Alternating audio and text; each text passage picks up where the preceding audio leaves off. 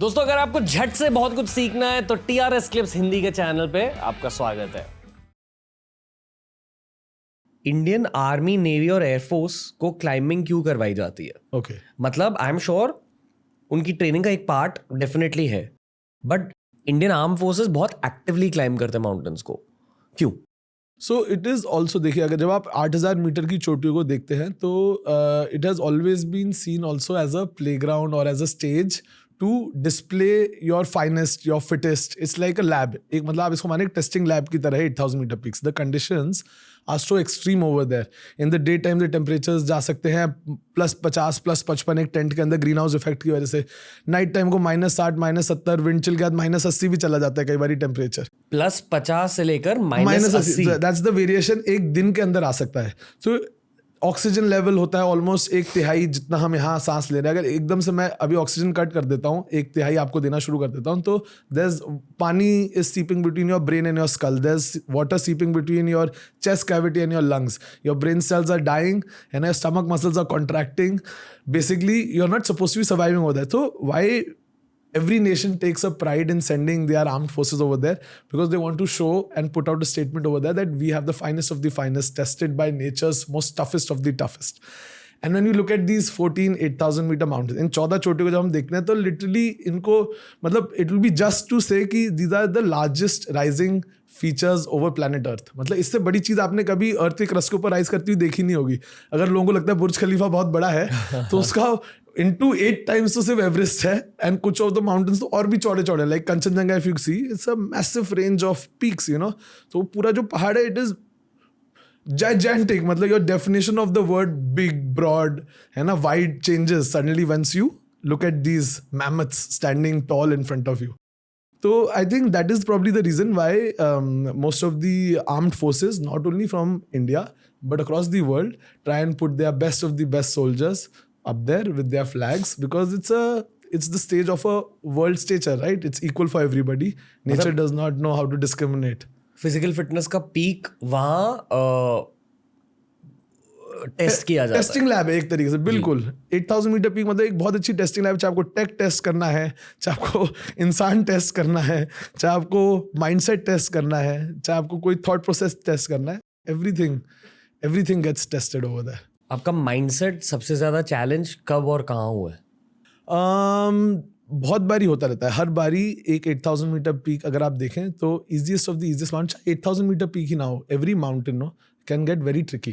कई बारी समझ भी नहीं आता. आप हर बारी सेम पहाड़ को अटेम्प्ट करने आते हो. जैसे फॉर एग्जांपल एक चोटी थी मकालू करके, उसको मैंने पहली बारी ट्राई करा 2013 में.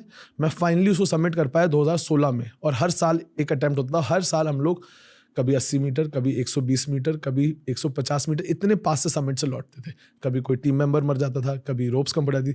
एवरी ईयर हम लोग कुछ नया प्रिपेयर करके आते थे. एवरी ईयर हम लोग लास्ट ईयर के पॉइंट्स लेके आते थे. एवरी ईयर माउंटेन के पास हमारे लिए नए सेट ऑफ चैलेंज होते थे थ्रो करने के लिए. So mountain also keeps changing and evolving. There are so many 0 point failures. इतने सारे 0 point फेलियर होते हैं which has to work out, and if it does not work out your entire expedition will collapse. 0 point fail है मतलब? 0 point failure मतलब certain set of tasks which need to happen. If that does not happen, you cannot improvise. Your expedition is done. So, for example, जैसे we had to put. Generally, this term is utilized by most of your space agencies when they're sending out missions to Moon or the Mars. So, putting a man on top of an 8,000 meter mountain is no less than going into extreme environments just like the space. Okay. So, margin of error is very low. Unlike any other sport, that's why mountaineering को, पर्वतारोहण को हम लोग sport का एक दर्जा नहीं देते, हम उसको लाइफस्टाइल ही बुलाते हैं. अगर आप देखें दूसरे स्पोर्ट्स में एक सर्टन टाइम कॉनोटेशन होता है ना, and you are competing against another human being. Here there is no other human being, there is only a few human beings और सामने पहाड़. So you have to come together as humans when you feel vulnerable, and then you put your best foot forward, right? You have to come together as a team, because only then you might be able to come back with the same number of people who you left with, right? And mountaineering अगर आप देखा जाए हमारे constitution में भी, Indian सरकार ने भी सारे स्पोर्ट्स के लिए अर्जुना अवार्ड होता है. माउंटेनियरिंग के लिए एक स्पेशल अवार्ड होता है, Tenzing Norgay national adventure sports award, जो land, air and water category के लिए दिया जाता है. So it's a completely different award from all other awards. So because it is not a competitive sport. Now finally out of mountaineering, there's a branch which has come out called sport climbing, which has become an Olympic sport. And we have some very good young boys and girls who might give us a medal in 2028 Olympics. मतलब rock climbing की तरह होता है. Yes, sport climbing हो गया, मतलब कि आपने वो वॉल्स देखी हैं बनी हुई जिसपे होल्ड्स लगे होते हैं. तो उसमें 3 कैटेगरी होती हैं. एक लीड वॉल होती है, एक स्पीड वॉल होती है और एक बोल्टिंग सेक्शन होता है. You have to master all 3 to win a Olympic gold medal in climbing. Okay. आपने अटेम्प्ट किया? अभी तो थोड़ा मुझे असल में जब तक ये स्पोर्ट ओलंपिक में है मैं थोड़ा बुढ़ा हो गया, but I still regularly do it for climbing and practising. I still regularly go. India का लार्जेस्ट जो क्लाइंबिंग जिम है अब नोएडा में ही खुल गया है. एंड बहुत बड़ी कम्युनिटी बन रही है. There are lot of international level bouldering gyms which are coming in Delhi NCR region. तो इस वजह से sport is becoming very popular. I go, but I think अभी मैं थोड़ा सा बूढ़ा हो गया हूँ. There are like 13-14 year old boys and girls जो मुझसे ज़्यादा बहुत ज़्यादा हाई लेवल पे क्लाइंब कर लेते हैं. And the body type now my body is adapted towards going for an 8,000 metre peak than sport climbing. They are totally different sports. क्या होता है, मतलब आई एम अज्यूमिंग कि थोड़ा सा वेट लॉस हो जाता है एक्चुअल माउंटेनियरिंग करने के लिए. Okay, correct? नो, नहीं, वेट गेन करना पड़ता है. जी बिल्कुल. So, muscle mass most important in the field of mountaineering है. सबसे ज़्यादा इंपॉर्टेंट चीज़ क्यों है वेट गेन करना? क्योंकि वहाँ जाके आपको रोज एडिक्वेट अमाउंट ऑफ जैसे जैसे आप ऑल्टीट्यूड गेन करते जाते हो you have a lack of appetite because of lack of oxygen. तो लैक ऑफ एपेटाइट में ज़्यादा से ज़्यादा आप दिन में फोर्स करके भी अपने को 2-2.5 हज़ार कैलोरी दे पाओगे.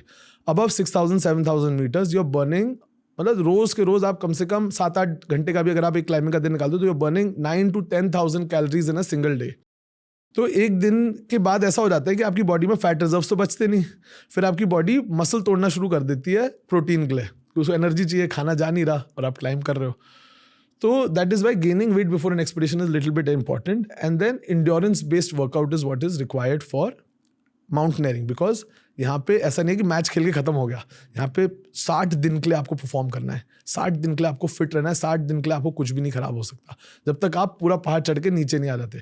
Sport climbing is a limited time sport. So you have to go, give your action, finish the challenges, finish the puzzle और फिर वहां से वापस आया. So it is quick. You have to be light, fast and agile.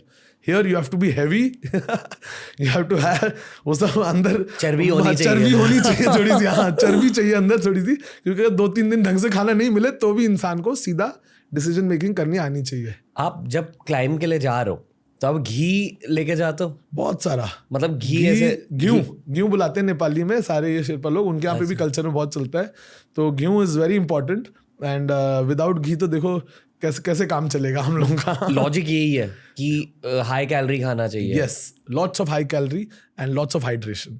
Because even while we talk at a certain altitude, जितनी हम बातें भी करते हैं उसमें भी we are losing about 1 litre an hour by talking in that altitude. Because आप एक स्पंज की तरह आप समझो. At that altitude the atmospheric pressure going so low, सब कुछ इतना लो हो जाता है कि आपके अंदर का प्रेशर बहुत हाई है. तो water is literally trying to escape your body. So it's trying to escape your body and you're acting like a sponge. So you're losing water by the second. Every time you speak, you breathe. तभी आपने mountaineers को often देखा होगा जब हम high altitude में summit करने जाते हैं तो यहाँ पे पूरी आइस जमी होती है. Because we're always looking down and walking and the moisture from our breath is also getting frozen over here. My God. Right? So it's that cold. Okay. पानी कैसे पीते हो, मतलब बर्फ पिघला के? हाँ, तो only source of water beyond base camp is obviously melting blue ice. Snow से तो इतना पानी बनता नहीं बिकॉज स्नो में इतना वाटर का वॉल्यूम होता नहीं. It's mostly puffed. There is more air blocks in the middle. So have to look for ice and then we have to melt water. We use butane stoves क्योंकि petrol और diesel तो ऊपर चलता नहीं है. Butane is but a double edged sword. It is also highly poisonous. तो tent में बैठ जाती है, अगर हवा चली और बुझ गया तो we've lost many people even on the mountain which can provide you with life. Butane cylinder can be a, मतलब आपको बूंद की तरह कई बार अगर कहीं छुपा हुआ पुराने एक्सपीडिशन का मिल गया और आप एकदम प्यासे हो, आपकी टीम प्यासी, एक समिट रिटर्न से वापस आई है, एक सिलेंडर मिल गया, पूरी टीम का पानी पिघला सकते हैं आप उसमें, है ना.